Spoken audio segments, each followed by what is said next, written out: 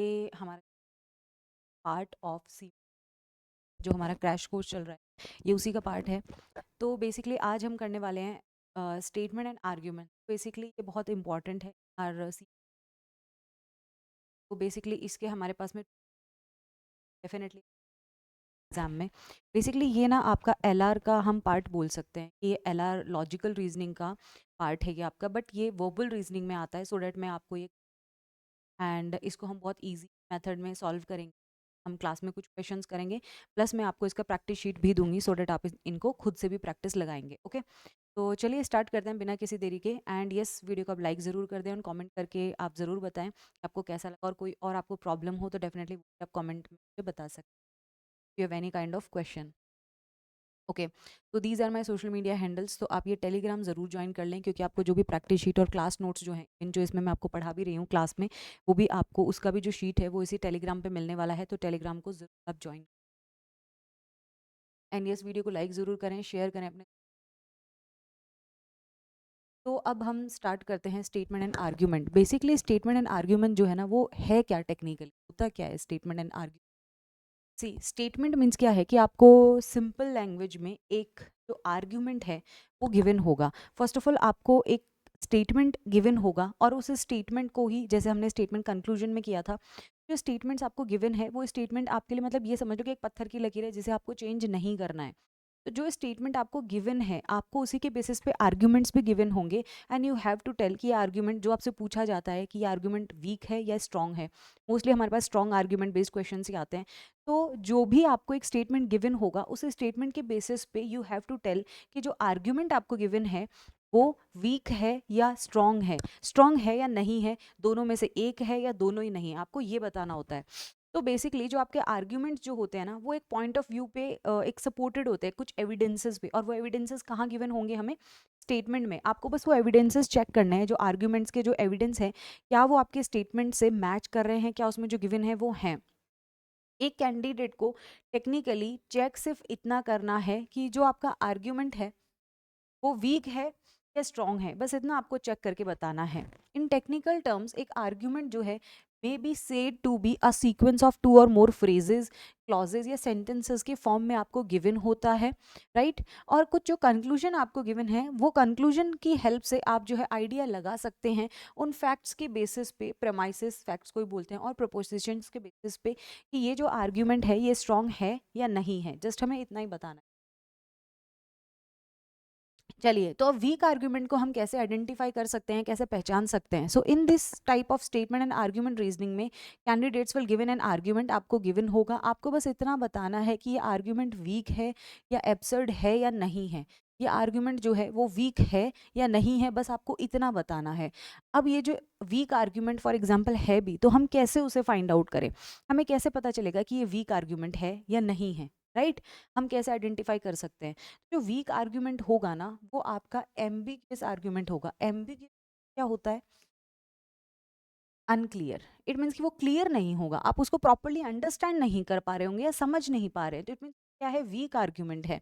In this type of weak argument the questions जो है does not clarify कि how the argument is related to the course of action, कि ये argument जो आपको given है, जो एक आर्ग्यूमेंट का स्टेटमेंट गिवन है उससे रिलेटेड है, मतलब रिलेटेड ही नहीं है। आप क्या रिलेशन है वो आप आइडेंटिफाई नहीं कर पा रहे होंगे, राइट। तो अगर आप आइडेंटिफाई नहीं कर पा रहे हैं उसका रिलेशन उस कोर्स ऑफ एक्शन या उस स्टेटमेंट के साथ में, है ना, कि what exactly the author want to say, exactly आप उसको अंडरस्टैंड नहीं कर पा रहे हैं, तो वो किस टाइप का आर्ग्यूमेंट है, वीक है, अनक्लियर है, राइट। जो अनक्लियर है, एम्बिगस आर्ग्यूमेंट है जिसे हम समझ ही नहीं पा रहे हैं, तो वो किस टाइप का आर्ग्यूमेंट हो जाएगा, डेफिनेटली वो type of a weak argument होगा। ओके, देन नेक्स्ट पे चलते हैं, नेक्स्ट को देखते हैं। नेक्स्ट किस टाइप का, superfluous argument. Superfluous argument means क्या होता है, इस टाइप के जो वीक आर्ग्यूमेंट्स जो होते हैं, argument are superfluous and do not make an depth analysis of it, कि उसका डेप्थ एनालिसिस जो है वो हम क्लियरली समझ नहीं पा रहे हैं या डेप्थ एनालिसिस नहीं कर पा रहे हैं, वो कैसा है, weak argument.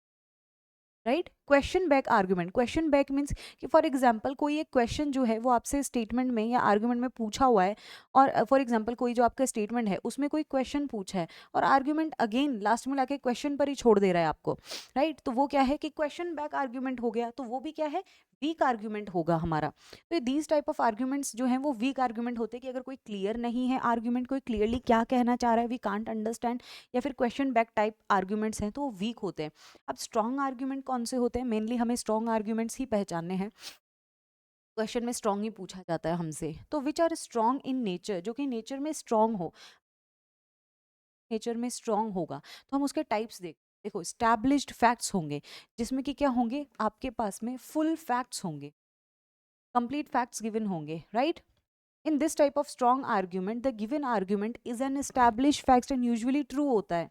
First of all तो इसमें आपके जो यूनिवर्सल फैक्ट्स होते हैं ना वो भी इसी में है, जो यूनिवर्सल फैक्ट बेस आपके जो क्वेश्चन आते हैं वो इसी टाइप के में आते हैं, स्ट्रॉन्ग में ही हम उन्हें कंसिडर करेंगे, क्योंकि वो क्या है, एस्टैब्लिश फैक्ट्स है, या फिर कुछ क्लियरली आपको स्टेटमेंट में गिवन फैक्ट्स हैं, वो भी किस टाइप का आर्ग्यूमेंट है, आपका स्ट्रॉन्ग आर्ग्यूमेंट है।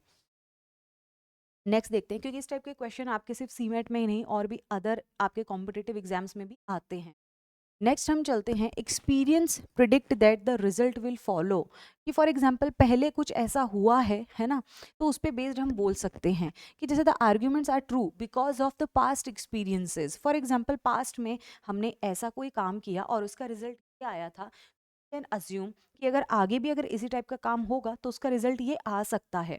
तो ये होते हैं आपके एक्सपीरियंस प्रिडिक्ट, लाइक कि पहले आपने ऐसा कुछ एक्सपीरियंस किया है तो उसके बेसिस पे वी कैन से कि यही रिजल्ट आएगा, राइट। फिर है prevailing notion of truth, it means कि ये जो यूनिवर्सली फैक्ट्स होते हैं आपके, है ना, जो यूनिवर्सली ही ट्रू है, जैसे कि sun rises in the east, right. तो वो क्या है, यूनिवर्सल फैक्ट है कि सन जो है वो राइज होता है ईस्ट में ही होता है, राइट।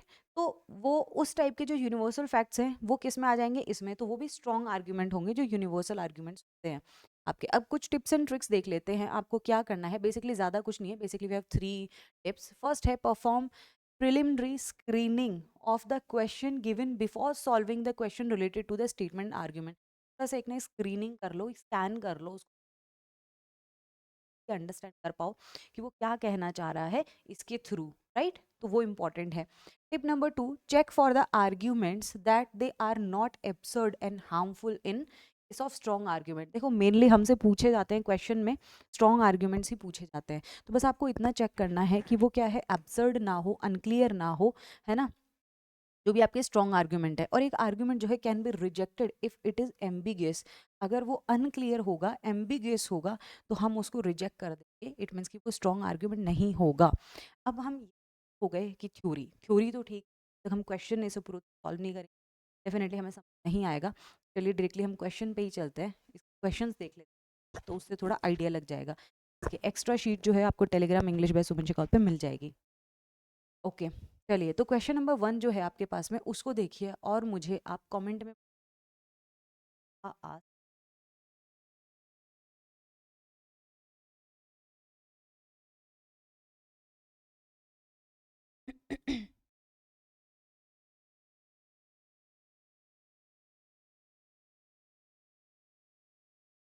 आपको स्ट्रॉन्ग बताना है। शुड इंडिया, क्वेश्चन है कि should India encourage exports when the most thing are insufficient है फॉर इंटरनल यूज इटसेल्फ, कि क्या इंडिया को इनकरेज करना चाहिए एक्सपोर्ट, कि मतलब क्या इंडिया को बाहर भी कुछ चीज़ें भेजनी चाहिए, बाहर बेचनी चाहिए अपनी चीज़ें, जब क्या है, व्हेन मोस्ट थिंग्स आर क्या है, इनसफिशिएंट है, इंटरनल यूज़ के लिए इनसफिशिएंट, जब हमारे पास में अगर चीज़ें इनसफिशिएंट हैं तो क्या हमें फिर भी बाहर कुछ चीज़ें भेजनी चाहिए। स्ट्रॉन्ग पूछ, लॉजिकली, ये वो तुक्के तो यहाँ लगाने नहीं है हमें, तो लॉजिकली जो आपको लगता है कि स्ट्रॉन्ग है उसमें आप बताएंगे।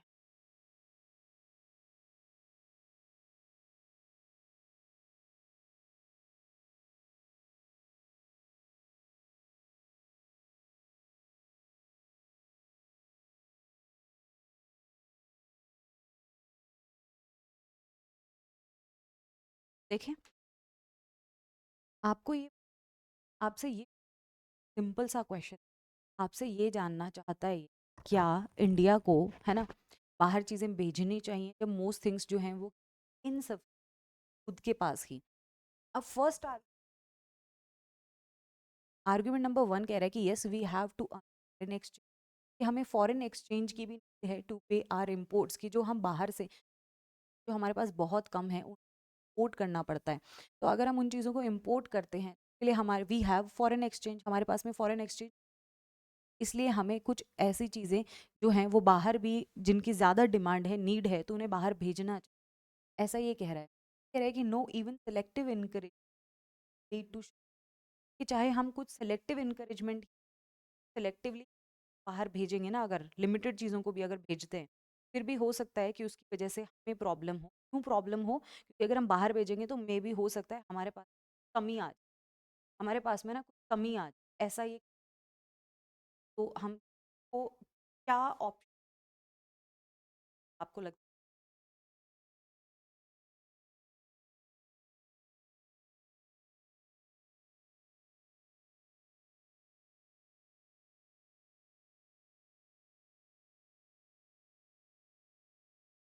तो चलो थोड़ा सा फोकस कर सी। फॉर एग्जाम्पल ये कह रहा है कि हमें भेजना चाहिए। क्यों भेजना चाहिए? कुछ हमें भी कुछ चीज़ों का इम्पोर्ट करना पड़ता है। अगर हम उन्हें इम्पोर्ट कर रहे हैं फॉर एग्जाम्पल, तो हमारे पास में फॉरेन एक्सचेंज होना चाहिए, राइट? अपनी चीज़ों को बाहर से चीज़ें खरीदने के लिए वी हैव फॉरेन एक्सचेंज। तो लॉजिकली करेक्ट बोल रहा है कि सफिशिएंट भले ही ना हो, बट फिर भी कुछ सेलेक्टिव जो हम उनको क्या कर सकते हैं, कुछ चीज़ों को हमें भी परचेज करने के लिए, इम्पोर्ट करने के लिए वी हैव फॉरेन एक्सचेंज, पास में अर्न करने की नीड है, हमारे पास होना चाहिए फॉरेन एक्सचेंज। ये स्ट्रॉन्ग आर्ग्यूमेंट। ये कह रहा है कि नो सेलेक्टिव चीज़ों की वजह से भी क्या है, शॉर्टेजेस आ जाएगी। तो ये स्ट्रॉन्ग आर्ग्यूमेंट नहीं है। इसके बेस कि ये पूछ रहा है कि क्या इंडिया को इनकरेज करना चाहिए एक्सपोर्ट को, एक्सपोर्ट को इनकरेज करना चाहिए, बाहर चीज़ें भेजनी चाहिए। देखो इफ़ वी वांट कि हमें बाहर से कुछ खरीदना है, तो हमारे पास उस लेवल का फॉरेन एक्सचेंज इंपॉर्टेंट है। तो यहाँ पे क्या होगा कि ओनली वन है। अब ये भी हो सकता था, बट ये कह रहे हैं कि सेलेक्टिव इंकरेजमेंट भी अगर होता है तो उसकी वजह से भी शॉर्टेजेस आ सकते हैं। बट इसके बेसिस पे कोई फैक्ट्स नहीं है हमारे पास कि कैसे आ सकते हैं। सेलेक्टिव चीज़ों के बेसिस पे भी हमारे पास में वो शॉर्टेजेस कैसे हो जाएंगे बहुत ज़्यादा, तो वो पॉसिबल नहीं है। तो आर्ग्यूमेंट स्ट्रॉन्ग होगा number 1। Should all the drugs patented and manufactured in western countries be first, कि जो भी आपके जो बाहर जो ड्रग होते हैं patented and manufactured in western countries से, be first tried out on sample basis, क्या उन्हें पहले हमें उन्हें सैम्पल बेसिस पे मंगाना चाहिए before giving licence for sale to general public in India. कि अगर हम इंडिया की जो जनरल पब्लिक है उनको फॉर एग्जाम्पल जो भी ड्रग्स दे रहे हैं, ड्रग्स मीन्स मेडिसिन हैं, राइट? जो भी हम मेडिसिन उन्हें दे रहे हैं और जिनको कि हम बाहर से जो अदर कंट्री से आती हैं, क्या पहले उनके कुछ सैंपल टेस्ट होने चाहिए? लाइसेंस दे देने, लाइसेंस से क्या होगा, फिर वो हर जगह बिकना स्टार्ट हो जाएंगी। और फॉर एग्जांपल अगर उसके किसी को भी कोई कॉम्प्लिकेशंस होती हैं, कोई प्रॉब्लम्स होती हैं, तो फिर उसके लिए कौन रिस्पॉन्सिबल? ये कहना चाह रहा है आपसे, क्या हमें पहले उनको ट्राई करके देखना, राइट? अब इस पे देखो आर्ग्यूमेंट पास में है, कह रहा है कि यस चेक करना चाहिए। मैनी सच ड्रग्स जो हैं, कुछ ड्रग्स ऐसे हैं जिसमें कि रिक्वायर होती है different doses and duration for Indian population and hence it is necessary. देखो हर एक कंट्री का खाना पीना रहना डिफरेंट है, राइट? तो डेफिनेटली हम ये भी कह सकते हैं कि अगर डिफरेंट डिफरेंट है वो खाना पीना एंड ऑल एवरीथिंग, तो डिफरेंट डिफरेंट डोजेज। अब इंडियन जो पब्लिक है, हम लोगों की इम्यूनिटी वैसे भी काफ़ी अच्छी है, राइट? हम काफ़ी हर्ब्स खाते हैं, कंपैरिजन में कोविड का रिजल्ट कम हुआ था, बाकी ज़्यादा था। तो मैनी सच ड्रग्स ऐसे हैं कि जिनमें रिक्वायर होता है different doses and duration for Indian population के लिए। तो ये ज़रूरी है कि पहले उनका ना एक सैम्पल टेस्ट बहुत ज़रूरी, पहले सैम्पल बेसिस जो है वो होना चाहिए, सैम्पल ट्रायल होना चाहिए, देन उसके बाद में लाइसेंस दिया जाना चाहिए। तो यहाँ पे ये लॉजिकल है, इसलिए ये स्ट्रॉन्ग है। ये कह रहा है कि नहीं, this is just not feasible, hence can not be implemented, कि ऐसा नहीं होना चाहिए। कैसे होना चाहिए ना, डेफिनेटली ये कोई फीस, तो आंसर आएगा इसका ए। ऐसे ही यहाँ पर आ जाइए अब नेक्स्ट क्वेश्चन पे। Should India make efforts to harness solar energy to fulfil its energy requirement? क्या इंडिया को एफर्ट्स डालने चाहिए सोलर एनर्जी पर फुलफिल करने के लिए, जो हमारी एनर्जी रिक्वायरमेंट है उसको फुलफिल करने?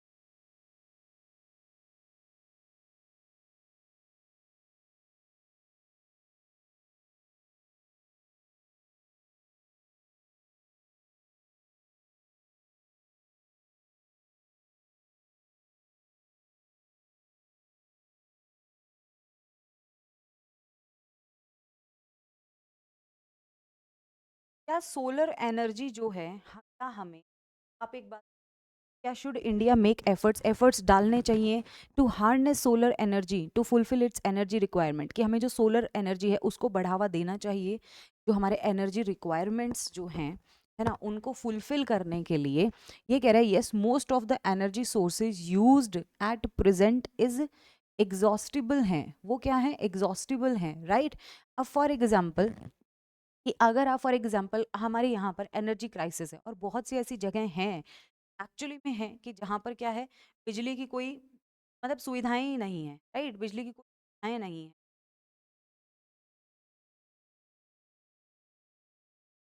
राइट। अब ये क्या है कि मतलब जो most of the energy source ना अभी आज के समय पे हमारे पास में जो एनर्जी सोर्सेस हैं वो क्या है, कहीं ना कहीं मतलब खत्म होने वाले हैं या ऐसे हैं जैसे कि हम बोल सकते हैं कि उनकी कमी है हमारे यहाँ पर, राइट। तो हम सोलर एनर्जी जो है उसके बेसिस पे हमारी जो कमी है उसको पूरा कर सकते हैं, जो एनर्जी की रिक्वायरमेंट है उसको हम डेफिनेटली क्या कर सकते हैं, पूरा कर सकते हैं। तो ये तो ठीक है। सेकंड है कि नो हार्नेसिंग सोलर एनर्जी, अगर हम सोलर एनर्जी को बढ़ावा देंगे तो उसके लिए क्या होगा, requiring a lot of capital, कि हमें बहुत ज़्यादा कैपिटल की नीड पड़ेगी, जबकि ऐसा नहीं है। सोलर एनर्जी जो है वो सबसे चीपेस्ट फॉर्म है एनर्जी का, तो वो सबसे इवन सस्ता ही पड़ता है, वो कॉस्ट उसकी ज़्यादा नहीं आएगी। तो डेफिनेटली हम ये तो बोल सकते हैं कि ये आर्ग्यूमेंट स्ट्रॉन्ग है, क्योंकि एनर्जी सोर्सेज जिनकी ज़रूरत है हमें बेसिकली, वो जो भी हमारे पास में एनर्जी सोर्सेज हैं एट प्रेजेंट वो क्या है एग्जॉस्टिबल हैं, तो इसलिए हमें बढ़ावा देना चाहिए सोलर एनर्जी को, राइट। तो ओनली ए होगा। अब बी तो आर्ग्यूमेंट ही अगेंस्ट है और वो क्लियर भी नहीं है, आप उसको कैसे जस्टिफाई कर सकते हो, जस्टिफाई नहीं कर सकते। नेक्स्ट है should there be students union in college university में, स्टूडेंट यूनियंस जो होती हैं क्या वो होनी चाहिए, ये कह रहे हैं नहीं होनी चाहिए। This will create a political atmosphere, कहीं ना कहीं एक पॉलिटिकल एटमॉस्फेयर क्रिएट हो जाता है कैंपस में, कॉलेजेस में या यूनिवर्सिटीज़ में। ये कह रहे हैं होना चाहिए, it is very necessary, students are the future political leaders हैं। अच्छा क्वेश्चन है, इसको देखो। फर्स्ट तो कह रहा है कि नहीं होना चाहिए, उससे क्या होगा, पॉलिटिकल जो एटमॉस्फेयर है ना वो बन जाता है उससे। क्या ये करेक्ट नहीं है, पॉलिटिकल एटमॉस्फेयर नहीं बनता क्या, डेफिनेटली बन जाता है कि बच्चे पढ़ाई से ज़्यादा उस पॉलिटिक्स में इन्वॉल्व रहते हैं, तो एक पॉलिटिकल जो एटमॉस्फेयर है वो बन जाता है। ये कह रहा है कि इनको जो स्टूडेंट्स यूनियंस जो हैं है ना ये नहीं होनी चाहिए, ये कहना चाह रहा है, तो ये करेक्ट है। अब इसका दूसरा लॉजिक समझो, आर्ग्यूमेंट सेकंड को। ये कह रहा है कि yes it is very necessary भी है, क्योंकि स्टूडेंट्स जो हैं वो क्या है फ्यूचर पॉलिटिकल लीडर्स हैं, ट्रू फ्यूचर पॉलिटिकल लीडर्स तो हैं ही स्टूडेंट्स, राइट। अब होगा क्या उससे कि स्टूडेंट्स जो हैं वो फ्यूचर पॉलिटिकल लीडर्स हैं, वो वहाँ से इन यूनियन से कहीं ना कहीं पॉलिटिक्स के जो टर्म्स एंड कंडीशंस एंड जो भी चीज़ें हैं वो सब भी उन्हें सीखने को मिलती हैं, अगर कोई इंटरेस्टेड होता है पॉलिटिक्स में जाने से। तो ये भी अपने आप में क्या है स्ट्रॉन्ग आर्ग्यूमेंट है कि भैया ये ज़रूरी है, फ्यूचर पॉलिटिकल लीडर्स हैं वो। तो यहाँ पे आंसर होगा बोथ। नेक्स्ट क्वेश्चन को देखो। नेक्स्ट है should India give away Kashmir to Pakistan, क्या इंडिया को कश्मीर पाकिस्तान को दे देना चाहिए। पहले तो क्वेश्चन ही अपने आप में मजाक है। आई मीन कश्मीर, खुद कश्मीर वाले खुद ही नहीं जाना चाहते हैं पाकिस्तान, क्या करेंगे वहाँ जाके, उनके पास खुद खाने को कुछ नहीं, वो क्या खिलाएंगे उन्हें, क्या उनका इंप्रूवमेंट करेंगे, क्या बेटरमेंट का सोच, उनका खुद का ही नहीं हो पा रहा है। बट चलो क्वेश्चन अकॉर्डिंग देखना है। तो should India give away Kashmir to Pakistan, ये कह रहे हैं नहीं देना चाहिए। Kashmir is a beautiful state है, it earns a lot of foreign exchange for India, ये बहुत सारा फॉरेन एक्सचेंज को अर्न करता है इंडिया के लिए। तो कहीं ना कहीं कश्मीर एक ब्यूटीफुल, वहाँ पे जो हम बोल सकते हैं जो हमारे मतलब वहाँ पे काफ़ी सारे लोग हैं जो घूमने आते हैं, कश्मीर को देखने आते हैं, तो उससे काफ़ी कहीं ना कहीं फॉरेन एक्सचेंज भी आता है।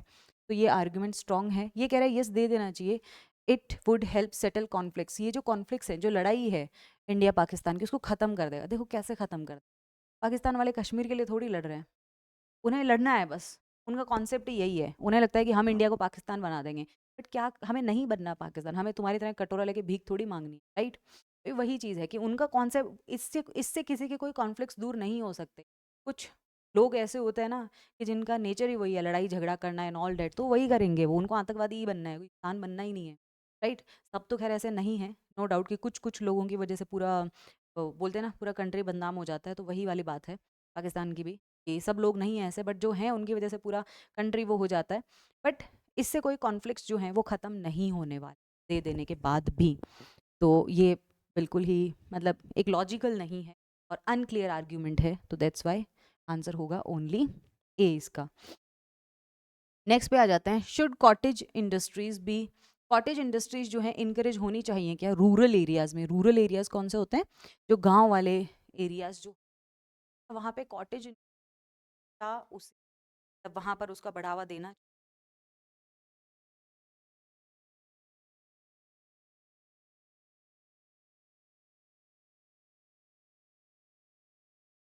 बस इसको समझना है कि लोग होते हैं गांव के जो लोग, बट कॉटेज इंडस्ट्री करना चाहिए वो क्रिएट, या वो ये, अगर आप कोई इंडस्ट्री लगाते हो कहीं पर भी लगाते हो, तो उससे ना ये सेकंड जो आर्ग्यूमेंट है कि this would help to solve the problem of unemployment to some extent. अब लोगों को ना रूरल एरियाज से अर्बन एरियाज में, शहरों में जाना पड़ता है अपना काम देखने के लिए, अपने एम्प्लॉयमेंट के लिए, राइट? अब ये कह रहे हैं कि this would help to solve the problem of unemployment, ये अनएम्प्लॉयमेंट की जो प्रॉब्लम है उसको दूर करेगा कुछ तरीके से। तो ये कहीं ना कहीं करेक्ट है कि अगर वहाँ पे कोई इंडस्ट्री लगेगी, जिन लोगों को नौकरी की ज़रूरत है या जिन लोगों को गांव से शहर में जाना पड़ता है, कहीं ना कहीं वो प्रॉब्लम, अगर वो फैसिलिटी उनको वहीं मिल जाएगी, तो उन्हें कहीं ना कहीं दूसरी जगह माइग्रेट नहीं करना पड़ेगा। तो हम ये बोल सकते हैं कि ठीक है, बट ये कह रहा है कि वो क्रिएटिव होते हैं, है ना? Yes, rural people are creative. तो देखो, क्रिएटिव का इस इंडस्ट्री से कोई लेना देना है नहीं, तो ओनली बी होगा, ये एम्बिगियस स्टेटमेंट है।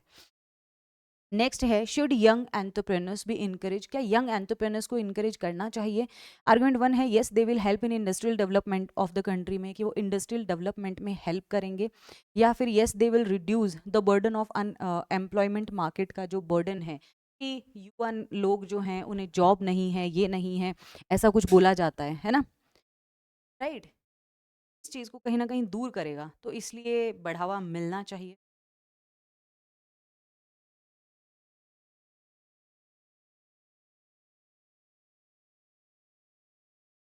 होता क्या है कि आजकल हर किसी को देखो, गवर्नमेंट हमें नौकरी नहीं दे रही, गवर्नमेंट हमें जॉब नहीं दे रही, है ना? अब लोगों के साथ में प्रॉब्लम क्या है, बच्चे होंगे 5-5 10-10, एक्सपेक्ट करेंगे कि गवर्नमेंट जो है वो उन्हें जॉब दे, ऐसा कैसे पॉसिबल है ना? जब आप, मेरा पॉइंट ये है, जब आप पॉपुलेशन बढ़ाए जा रहे हो तो कितने लोगों को गवर्नमेंट, कितने लोगों को जॉब दे देगी? सबको तो नहीं दे सकती।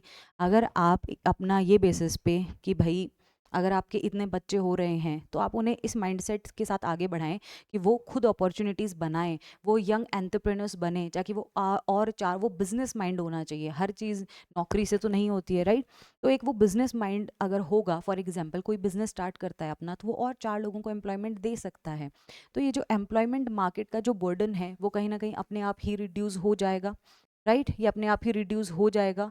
बर्डन एम्प्लॉयमेंट मार्केट का कैसे हो जाएगा? अगर यंग पीपल जो हैं वो अपना बिजनेस स्टार्ट करेंगे, तो वो और 4 लोगों को एम्प्लॉयमेंट दे सकते हैं। तो कहीं ना कहीं एंटरप्रेनर की जो, मतलब एंटरप्रेनर्स जो हैं उनको इनकरेज किया जाना चाहिए, ये करेक्ट है। इसको देखो, they will help in industrial development, definitely वो इंडस्ट्रियल डेवलपमेंट में भी हेल्प करेंगे कंट्री की। जो यंग एंटरप्रेनर्स हैं उनमें न्यू आइडियाज़ होते हैं कहीं ना कहीं, तो वो डेफिनेटली इसमें भी हेल्प करेंगे, ये भी लॉजिकल है। तो इसका आंसर बेसिकली क्या है? ई होगा, बोथ होगा। कहीं ना कहीं वो एम्प्लॉयमेंट मार्केट जो है उसका बर्डन भी कम होगा, उसको भी रिड्यूस करेंगे, and they will help in industrial development में भी, वो कंट्री की इंडस्ट्रियल डेवलपमेंट में भी हेल्प करेंगे।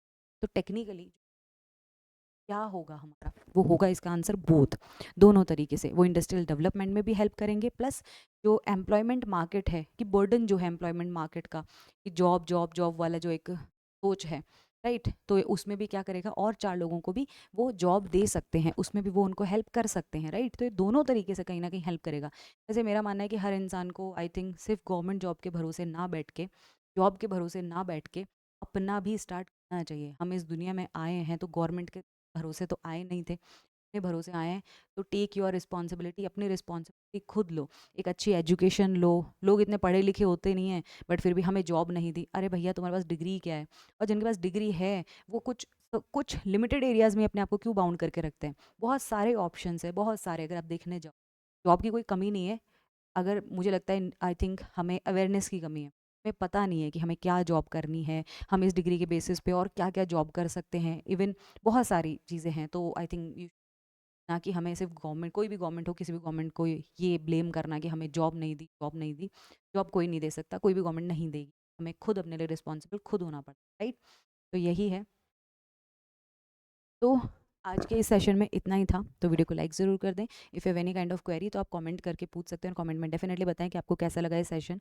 और इसके प्रैक्टिस शीट और ये क्लास नोट्स जो हैं वो डेफिनेटली आपको English by Suman Shikha Telegram पर मिल जाएंगे। मिलती हूँ मैं आपसे नेक्स्ट वीडियो में। इसमें मैं सारा आपको सीमेट का कंप्लीट सिलेबस कराती हूँ।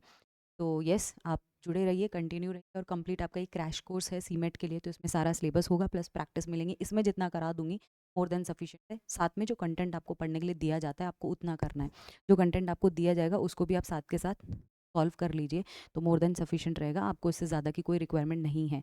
बस आपको प्रैक्टिस, जो आपको ये लेसन लेक्चर्स कराए जा रहे हैं ये आप देख लें, इनके क्लास नोट्स एक बार चेक कर लें, एंड जो प्रैक्टिस शीट दी जाए उसको सॉल्व कर लें, मोर देन सफिशिएंट है। Thank you so much, bye guys.